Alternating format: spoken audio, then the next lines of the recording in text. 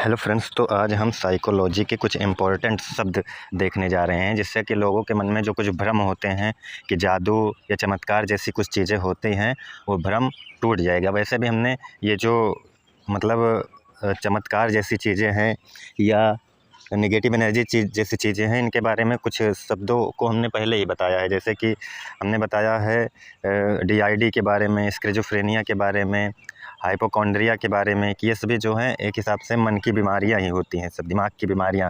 कोई न्यूरॉन्स इधर उधर हो जाते हैं, या हार्मोन्स डिसबैलेंस हो जाते हैं, या कोई पुरानी यादें की वजह से मन डिस्टर्ब हो जाता है। तो ये सब अनकॉन्शियस माइंड या सबकॉन्शियस माइंड, इन्हीं सब की वजह से होता है। या डर लगना जैसे किसी चीज़ को देखकर, ये सब पहले से ही हमारे सबकॉन्शियस माइंड में सेव हो जाता है वो चीज़ें, तो बार बार वही डर का एहसास कराती हैं।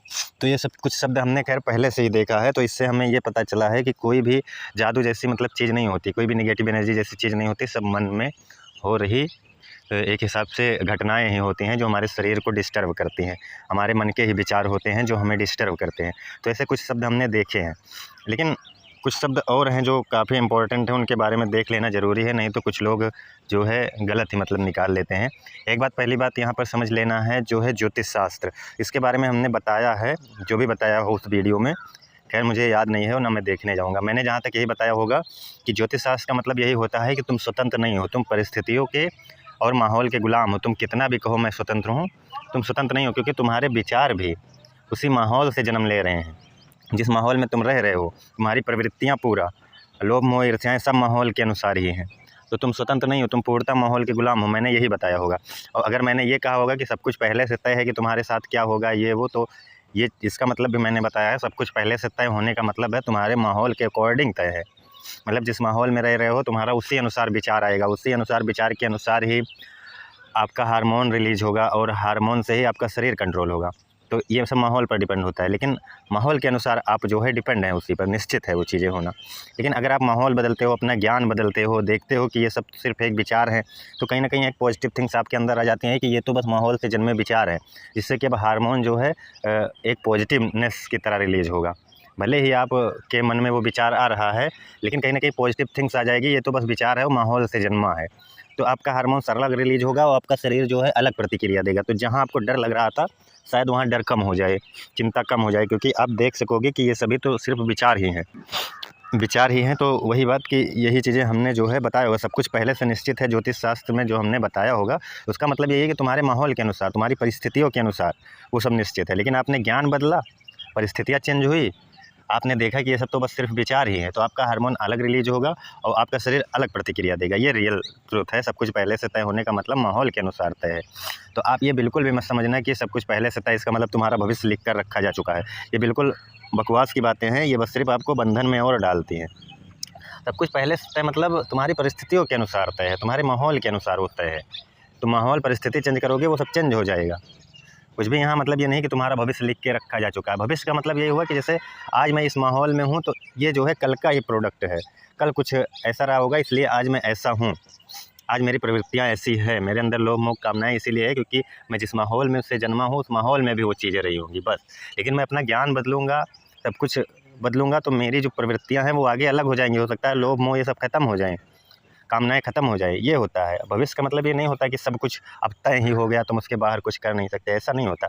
माहौल चेंज होने पर सब कुछ बदल जाता है। तो ये जो है ज्योतिष शास्त्र की एक बातें यहाँ पर समझानी ज़रूरी थी, क्योंकि नहीं तो लोग कहेंगे कि सब कुछ पहले से ही तय है। वो माहौल के अनुसार तय है, परिस्थितियों प्रकृति के अनुसार तय है। ये चीज़ें यहाँ पर समझना है। तो यहाँ पर ज्योतिष शास्त्र मतलब कोई चमत्कार नहीं होता। ज्योतिष शास्त्र बस यही बताता है तुम अपने माहौल के गुलाम हो पूर्णतः। जिस माहौल में रह रहे हो उससे बाहर आपका विचार भी नहीं आएगा। आप बस सिर्फ अवेयर हो जाओ, देखो उस विचार को, बस ज्ञान अपने अंदर ले आओ बस। भले ही आप उस माहौल के बाहर नहीं सोच सकते, लेकिन माहौल से बाहर निकलने की कोशिश तो कर सकते हो, ज्ञान तो ले सकते हो। वही जब ज्ञान आपके अंदर आ जाएगा तो आप जो है इन सबसे परे हो जाओगे। मतलब आप विचारों को देख सकोगे कि ये सब तो माहौल के अनुसार ही आ रहा है, और ये मुझ में ही नहीं, उस माहौल में जितने लोग भी रह रहे हैं सबको आ रहा है। तो क्या मैं सभी लोग थोड़ी हो जाऊँगा? मैं तो सबसे परे हूँ। मैं आत्मा होने से सभी में सम हूँ, तो मैं शरीर होने से थोड़ी सभी में सम होऊंगा। तो वही बातें यहाँ पर फिर समझनी है। तो इसमें कोई जादू जैसा चीज़ नहीं होता। जो कुछ लोग एस्ट्रोलॉजर के पास जाते हैं अपना भविष्य दिखाने, वो सब बस सिर्फ वैसे ही है, उसमें कोई मतलब नहीं है। इसका रियल मतलब यही होता है ज्योतिष का, कि तुम खुद से जान जाओ, तुम माहौल पर डिपेंड हो, और तुम्हारा असली स्वरूप जो है, जो चेतना है पूरे ब्रह्मांड में, जो आकाश की तरह है चेतना, जिसके अंदर हमारे मन, हमारे शरीर सब कुछ आ जाता है, सभी पेड़ पौधे सब में वही चेतना है। तो वह चेतना दो तरह की होती है। अगर हम साइंस लेवल पर जाएँ तो साइंस कहती है पहले तुम्हारा शरीर है, उसके बाद चेतना है, मतलब तुम्हारी डेथ हो गई, चेतना खत्म। ये साइंस की चेतना की बात यहाँ नहीं होती। साइंस मतलब क्या कहता है कि तुम्हारे अंदर कुछ हलचल हो तो वही चेतना है। साइंस चेतना तभी मानता है। लेकिन ये जो अध्यात्म की चेतना, जिस चेतना की मैं बात कर रहा हूँ, इसके अंदर ही सब कुछ आ जाता है। जैसे वो चेतना एक सूर्य है, वही आत्मा है, और उसके अंदर सब कुछ हो रहा है। ये चेतना पूरी ब्रह्मांड है, उसके अंदर सब कुछ हो रहा है। तो ये अध्यात्म की चेतना अलग हो जाती है, उसको साइंस से मत रिलेट करना। साइंस तो तुम्हारे शरीर की चेतना को ही मानता है। तो ये बातें यहाँ पर कुछ, ये ज़रूरी बातें समझ लेनी है। उसके बाद फिर अगर हम उन शब्दों को शुरू करते हैं जिसकी हम बात कर रहे थे, तो यहाँ ज्योतिष तो हमने देख लिया। ज्योतिष का मतलब कोई जादू नहीं होता कि तुम्हारा भविष्य कोई बता देगा, जादू चमत्कार से नहीं। वो बस सिर्फ प्रोबेबिलिटी बताते हैं। कैसे प्रोबेबिलिटी बताएंगे? तुम्हारे माहौल को देखकर, तुम जिस परिस्थितियों में रह रहे हो उसको देखकर, तुम्हारा जन्म कहाँ हुआ है, वहाँ का माहौल कैसा है, तो उस हिसाब से वो थोड़ा प्रेडिक्शन आगे करते हैं कि ऐसा अगर माहौल है, यहाँ सभी लोग ऐसे ही आगे चल के निकले हैं, तो तुम भी ऐसे निकल सकते हो बस। और उससे शादी विवाह देखना, ये सब बस स्यूडो साइंस बन जाता है, बस इससे इन सब का कोई मतलब नहीं होता। अब ज्योतिष को मैंने इतनी गहराई से नहीं पढ़ा है, लेकिन मैं मानता हूँ जहाँ तक इसका इतना मतलब नहीं होता ज्योतिष का, क्योंकि ज्योतिष बहुत सालों से चल रहा है। अगर इतना ही फेमस होता तो साइंस उस पर कुछ करती, लेकिन साइंस जब कुछ नहीं की तो इसका मतलब ज्योतिष किसी की शादी या ये सब नहीं बता सकता। आपका करियर, अरे समझ लो अगर आप ज्योतिष को हाथ दिखाने गए और ज्योतिष ने कह दिया आपको ये जॉब मिलेगी, और आप उस माहौल से हट जाओ, ना पढ़ो लिखो, तो क्या आपको वो जॉब मिलेगी? अगर ज्योतिष ने कह दिया कि आपकी शादी इस समय पर होगी, और आप शादी करो ही मत, आप उस माहौल से हटकर आप किसी दूसरे चीज़ पर फोकस करने लगो, आपकी शादी क्या होगी फिर? आपका मन ही जब उस तरह का नहीं है, आपका माहौल ही नहीं है, तो वो चीज़ें नहीं होगी। तो वही मैं कह रहा हूँ, ज्योतिष का मतलब वो माहौल डिपेंडेंसी होता है, वो परिस्थिति प्रकृति डिपेंडेंसी होता है। आपकी प्रकृति के गुण कहते हैं, सतोगुण, रजोगुण, तमोगुण, जो गीता में भगवान कृष्ण ने कहा है, वो चीज़ें मैं कह रहा हूँ यहाँ पर।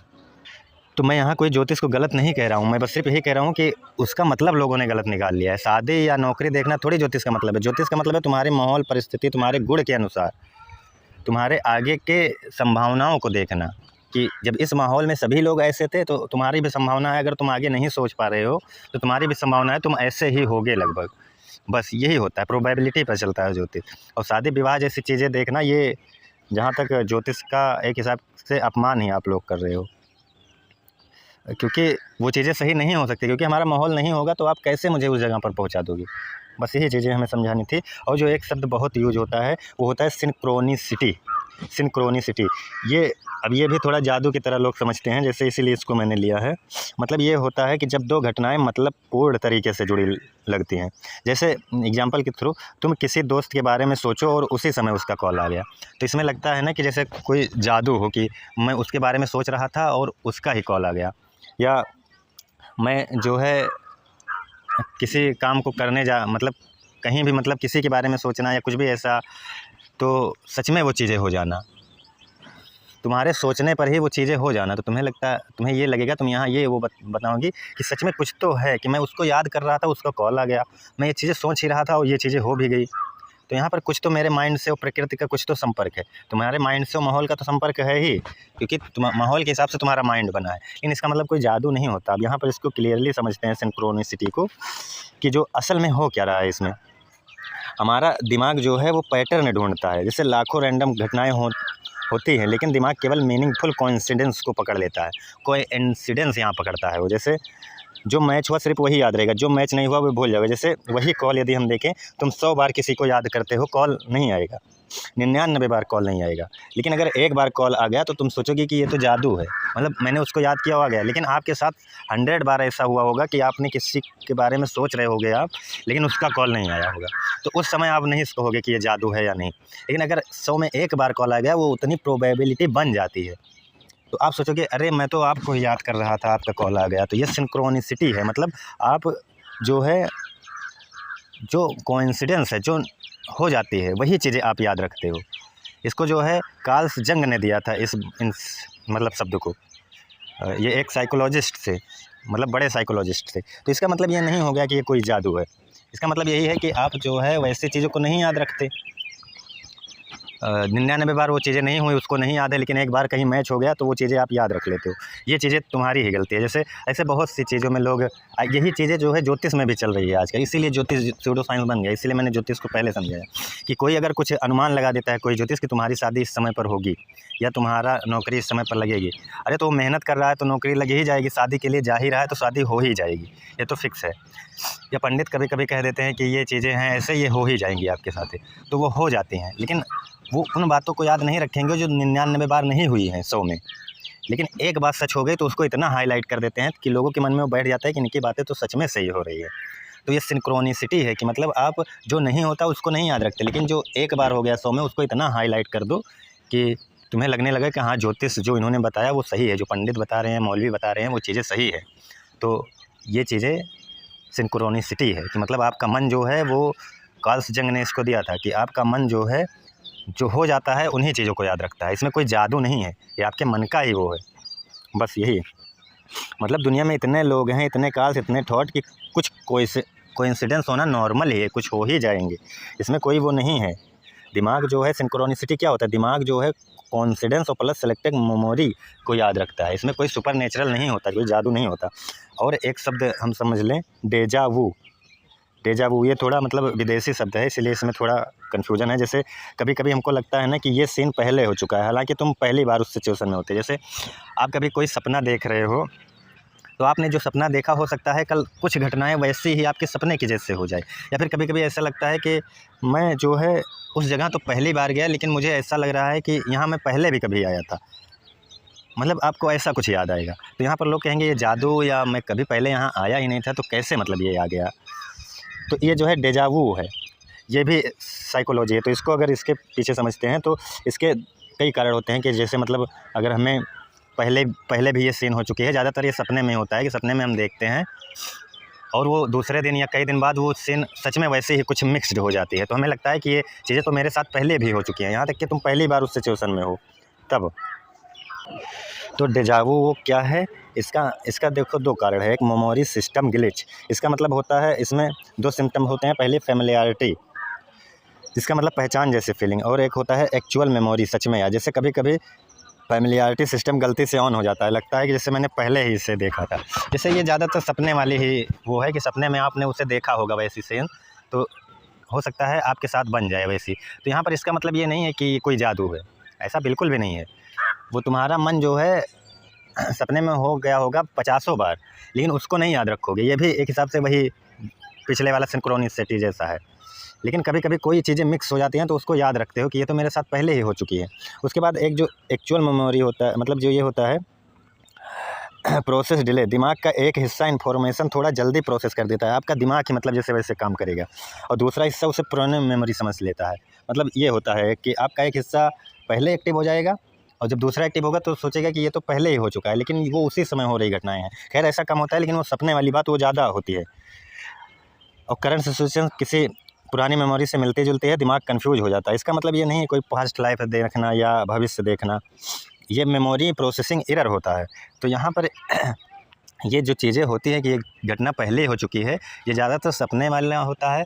या आप कहीं जाते हो तो तुम्हें लगता है ये तो पहले भी मैंने यहाँ पर मैं कभी आया नहीं, लेकिन आपको लगेगा कि मैं तो यहाँ पहले ऐसा लग रहा है देखा हो ये जगह।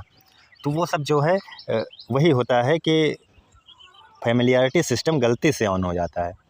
आप सोचते हो कि ये चीज़ें पहले मैंने देखा है, मतलब वही पहचान जैसी फीलिंग आना। तो इसमें कोई जादू नहीं होता, वो सब तुम्हारे मन के ही वो हैं। यही बातें मैं समझाना चाहता हूँ। और एक शब्द होता है, उसको भी ले लें, और एक शब्द है प्लेसेबो इफ़ेक्ट। ये काफ़ी इंपॉर्टेंट शब्द है, इसके बारे में हमने बात किया है। प्लेसेबो या नोसेबो इफ़ेक्ट दोनों साथ ही चलते हैं। जैसे ये सब मन के ही खेल होते हैं। जैसे अगर हमें विश्वास है कि यहाँ तक कि ये इतना इम्पोर्टेंट है कि अगर मुझे कोई बीमारी है, मुझे दवा पर विश्वास है, भले ही वो दवा हो सकता है रियल ना हो, इन दवा पर अगर मुझे विश्वास है कि वो मुझे ठीक कर देगी तो वो खाने से मैं ठीक भी हो जाऊँगा। अगर दवा पर विश्वास नहीं है तो उसको खाने से मैं ठीक भी नहीं होऊंगा। ये बातें यहाँ पर हो जाती है। मतलब कि तुम्हारे विश्वास मतलब मैंने इसमें बताया है कि हार्मोनल सपोर्ट। विश्वास मतलब क्या हुआ कि आपका हार्मोन सपोर्ट किया आपका। तो हार्मोनल सपोर्ट, और हार्मोन ही शरीर को नियंत्रित करते हैं। हार्मोन सही तो आपका बॉडी सही हो जाएगा, फिर चाहे जो भी बीमारी हो। तो विश्वास बहुत बड़ी भूमिका यहाँ पर निभाती है, वो आपका हार्मोन सही से रिलीज करती है। तो वही प्लेसेबो इफेक्ट होता है कि आपको विश्वास है तो वो हो भी जाएगा। और नोसेबो इफ़ेक्ट मतलब विश्वास नहीं है अगर दवा पर तो वो काम भी नहीं करेगी। ये होता है नोसेबो इफ़ेक्ट। तो ये दोनों बहुत इंपॉर्टेंट इफ़ेक्ट हैं। और एक शब्द समझ लेते हैं, एपोफेनिया। ये क्या होता है कि रैंडम चीज़ों में मीनिंग ढूंढना, जैसे बादलों में चेहरा देखना या रैंडम नंबर को स्पेशल मानना। तो इससे क्या होता है, ये क्यों होता है? एवोल्यूशन के कारण दिमाग को जल्दी पैटर्न पहचानना ज़रूरी था, इसलिए फॉल्स पैटर्न को देख लेना सेफ था, मिस करना डेंजरस था। इसीलिए उसको लगता है कि ये चीज़ें जो है कुछ भी वो देखेगा वहाँ पर सोचेगा कि इसका कोई मतलब तो है ही, ये ऐसे ही नहीं है। वो हर चीज़ में मतलब ही ढूंढने लगेगा, मीनिंग ही ढूंढने लगेगा। तो ये जो है फॉल्स पैटर्न देखना सेफ़ नहीं था, मिस करना डेंजरस था, इसीलिए जो है वो उसमें कुछ ना कुछ मीनिंग ढूंढने लगता है। तो ऐसे ही मतलब कुछ चीज़ें होती हैं, कुछ शब्द, इन सब में कोई जादू जैसा चीज़ें नहीं होती। कोई घटनाएँ आपके साथ पहले हो जाएँ या कुछ भी चमत्कार जैसा, इसलिए मैंने बार बार कहा चमत्कार जैसी चीज़ें नहीं होती। और एक एंट्रोपी समझ लें, जो थर्मोडायनामिक्स का सेकंड लॉ है, वो क्या कहता है? वो ये कहता है कि हर चीज़ धीरे धीरे डिसऑर्डर की ओर बढ़ती है। हम भी डिसऑर्डर की ओर ही बढ़ रहे हैं, जैसे हमारा शरीर भी डिसऑर्डर की तरफ टेम्पररी स्ट्रगल करता है। डिसऑर्डर मतलब क्या हुआ? एंट्रोपी मतलब कि इस ब्रह्मांड में एंट्रोपी बढ़ती ही है, मतलब जितनी भी सुव्यवस्थित चीज़ें हैं वो अव्यवस्थित ही होती जाएंगी। हमारा शरीर है जैसे, वो धीरे धीरे नष्ट होने की ओर ही जाएगा, वो बनेगा नहीं। तो यही चीज़ें हैं। तो ऐसे ही कुछ, जैसे एक होता है डनिंग क्रेगर इफ़ेक्ट। इसका मतलब क्या होता है कि कम ज्ञान ज़्यादा कॉन्फिडेंस और ज़्यादा ज्ञान कम कॉन्फिडेंस। अब यहाँ पर जैसे मुझे सब पता है, यही सबसे बढ़िया ज्ञान था। अब डनिंग क्रेगर इफ़ेक्ट इतना इंपॉर्टेंट होता है कि किसी किसी बच्चे में बहुत ज्ञान होने के बाद भी कॉन्फिडेंस नहीं होता, इसीलिए वो इंटरव्यू में फ़ेल हो जाते हैं। तो वहाँ वो अपनी किस्मत को ठहराने लगते हैं। और कोई बच्चा कम पढ़ा लिखा है लेकिन कॉन्फिडेंस इतना होता है कि वो सब कुछ बता देता है। तो कॉन्फिडेंस बहुत ज़्यादा ज़रूरी है। कॉन्फिडेंस ही समझ लो सब कुछ है। आपका खुद पर विश्वास ही सब कुछ है, क्योंकि आप जिस पर विश्वास करोगे आप वही हो जाएगा। विश्वास का मतलब क्या हुआ? Hormonal support. और हार्मोनल सपोर्ट मतलब आपकी मेमोरी तेज, आपकी शरीर की गतिविधि सही। तो वो डनिंग क्रेगर इफ़ेक्ट इतना इंपॉर्टेंट है कि ये पढ़ने वाले बच्चों के लिए बहुत ही ज़्यादा ज़रूरी है, क्योंकि आपका विश्वास नहीं होगा तो आप कुछ नहीं कर सकते। इसमें कोई जादू या चमत्कार या किस्मत जैसी चीज़ें नहीं होती। विश्वास, आत्मविश्वास मतलब हुआ, विश्वास का मतलब मैंने बताया है कि हार्मोनल सपोर्ट हो जाना। तो ये जैसे कुछ शब्द थे। और जैसे एक ऑब्जर्वर इफ़ेक्ट देख लें, देखने से जैसे चीज़ें बदल जाती हैं। ये ज़्यादातर खासकर क्वांटम लेवल पर होता है। जैसे क्वांटम शब्द आपने देखा होगा कि इलेक्ट्रॉन जो है ऑब्जर्व करोगे तो कण प्रकृति दिखाएगा, दूसरी तरह से ऑब्जर्व करोगे तो तरंग प्रकृति दिखाएगा। तो कुछ चीज़ें ऐसी होती हैं जो ऑब्जर्व करने से बदल जाती हैं, उसमें कोई जादू नहीं होता। मैं बार बार कह रहा हूँ, जादू चमत्कार जैसी चीज़ें नहीं होती, वो आपके ऑब्जर्व करने पर बदल सकते हैं। जब इलेक्ट्रॉन बदल रहा है, प्रकाश बदल जा रहा है, प्रकाश कण भी प्रकृति रखता है और तरंग प्रकृति भी रखता है। तो वो ऑब्जर्वर इफ़ेक्ट पर डिपेंड करता है कि आप ऑब्जर्व कैसे कर रहे हो। तो ऐसे ही ये जो है कुछ इम्पोर्टेंट शब्द थे। तो इन सभी शब्द को समझना, इन सब में कोई जादू जैसी चीज़ें नहीं हैं। एक लूसिड ड्रीमिंग समझ लेते हैं, जैसे सपना देखते समय पता होना कि मैं सपना देख रहा हूँ। ऐसे बहुत समय होता है लूसिड ड्रीमिंग इफ़ेक्ट जो है। तुम सपने को कंट्रोल भी कर सकते हो, इसमें कोई जादू जैसा चीज़ नहीं है। जैसे कभी कभी आप जब गहरी नींद में नहीं रहते, जैसे अपने सबकॉन्शियस में लाइव घूम रहे होते हो, तो उस समय क्या लगता है कि आप जानते हो कि मैं सपना देख रहा हूँ। आपको पता होता है कि चलो ये सब हो जाएगा, ठीक है मेरे साथ बुरा हो रहा है लेकिन ये एक सपना है। कभी कभी ऐसा एहसास होता है, अगर आपने ऑब्जर्व किया हो तो, कि आपको पता होता है ये तो बस सपना ही है, और तुम उस सपने को कंट्रोल भी कर लेते हो। आप जैसा चाहो वैसा वो सपना चलता है, क्योंकि आप उस समय अपने सबकॉन्शियस माइंड में हो। तो वही बात है, ये सभी चीज़ें जादू नहीं होती। जादू जैसा या चमत्कार जैसा या नेगेटिव एनर्जी जैसा ऐसी कोई चीज़ें नहीं है। तो इन सभी शब्दों को अच्छे से समझना, और जादू जैसी चीज़ें नहीं होती, यही बात है। तो इस बात को रियल समझना। धन्यवाद।